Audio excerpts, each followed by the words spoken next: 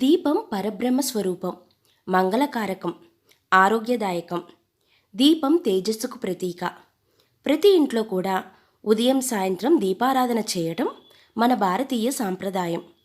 పండుగల రోజులలో శుభకార్యాలు జరుగుతున్న సమయంలో దేవాలయాలకు వెళ్ళి దీపం పెట్టడం మన హిందువులకు ఆనవాయితీగా వస్తున్నటువంటి ఆచారం.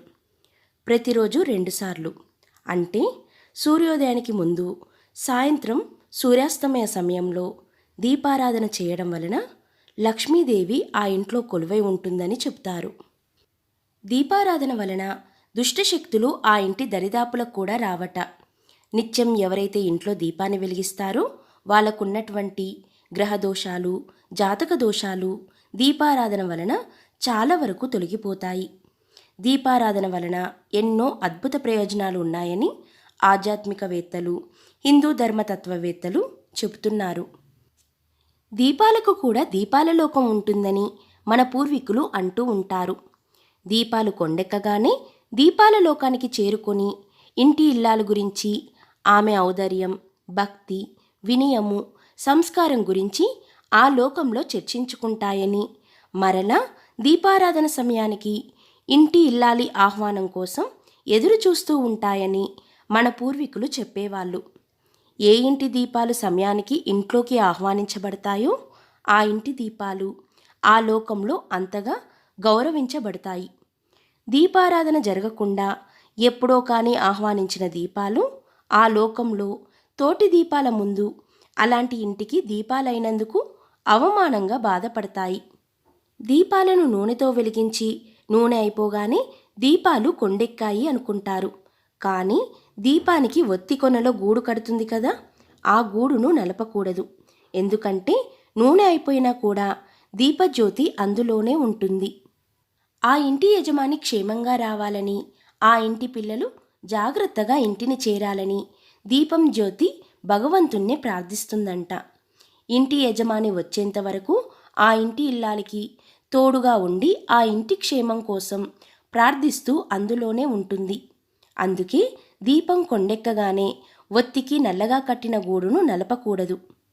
గుడిలో పెట్టే దీపాలు మనకు పుణ్యలోకాలకు దారి చూపిస్తాయని అంటారు. మన పూర్వీకులకు కూడా పుణ్యలోకాలకు వెలుగు చూపిస్తుందని హిందువుల నమ్మకం.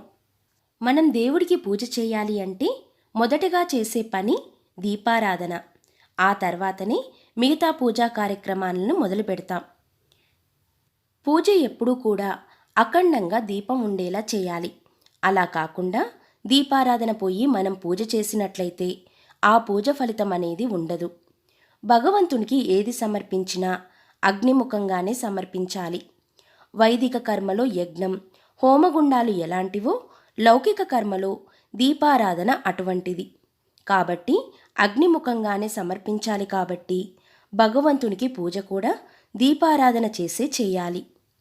దీపంలోని ఒక్కో భాగం ఒక్కో దేవతా స్వరూపం.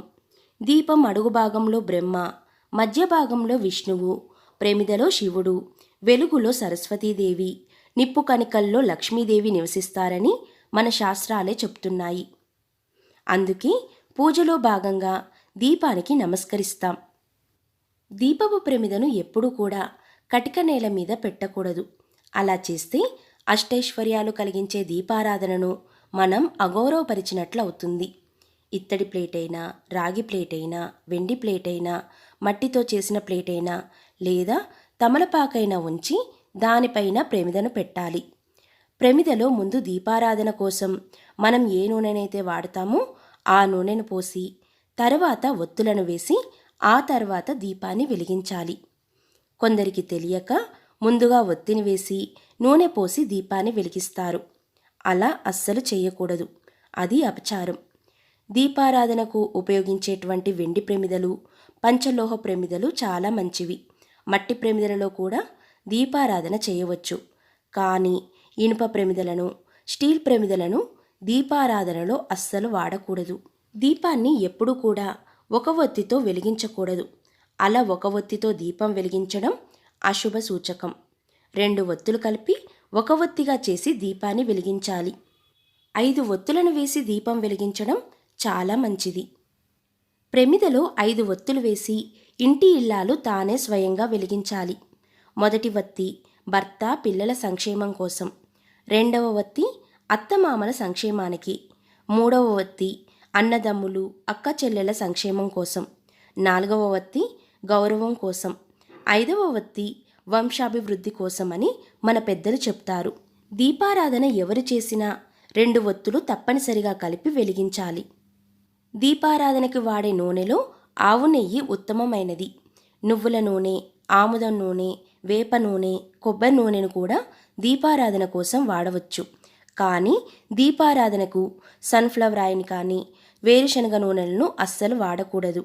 ఆవు నెయ్యితో నువ్వుల నూనెతో దీపారాధన చేయడం చాలా మంచిది. ఆవు నెయ్యిలో సూర్యుడి శక్తి నిల్వ ఉంటుంది. అందువలన ఆరోగ్యం, ఐశ్వర్యం, సుఖ సంతోషాలు కలిగి ఉంటాయి.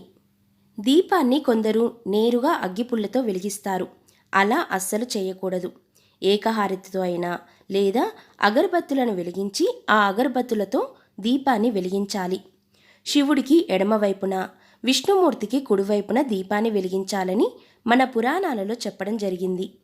ఇక అమ్మవారి పూజలో ఆవు నెయ్యితో దీపాన్ని వెలిగిస్తే చాలా మంచిది. దీపంలో దేవతలు, వేదాలు ఉన్నాయని మన పండితుల మాట. అంత పవిత్రమైన దీపాన్ని పద్ధతిగా, నియమనిష్టలతో దీపాన్ని వెలిగించాలి. కొందరు ప్రమిదలను చక్కగా తోమి కడిగాక నీరు ఆరకముందే నూనె పోసి దీపం వెలిగిస్తూ ఉంటారు. అలా వెలిగించిన దీపం నీటి తడి ఉండడం వలన చిటపట అంటూ ఉంటుంది. ఒక్కోసారి తడి వలన దీపం వెంటనే కొండెక్కుతుంది. అలా కొండెక్కడం అస్సలు మంచిది కాదు. కనుక ప్రమిదలను కడిగిన తర్వాత పొడి వస్త్రం తీసుకొని ఆ వస్త్రంతో చక్కగా తుడిచి, తడి లేకుండా తుడిచి ఆ తర్వాత దీపారాధన చేయాలి. మనం చక్కగా ప్రమిదలో నూనె పోసి ఒత్తి వేసి దీపాన్ని వెలిగించాం. ఆ తర్వాత దీపారాధన చేసిన కొద్దిసేపటికే, అంటే 5 నిమిషాలకో 10 నిమిషాలకో గాలికో లేక ఒత్తి సరిగా లేకనో ఏదో కారణంగా దీపం మధ్యలో కొండెక్కింది. అప్పుడు భయపడి ఏదో చెడు జరుగుతుందని భయపడాల్సిన అవసరం లేదు. అప్పుడు ఓం నమ శివాయను లేదా హరే రామ అని రామనామాన్ని జపిస్తూ అయినా మరలా ఒత్తిని వెలిగించవచ్చు. తప్పులేదు, పొరపాటున అలా జరిగితే.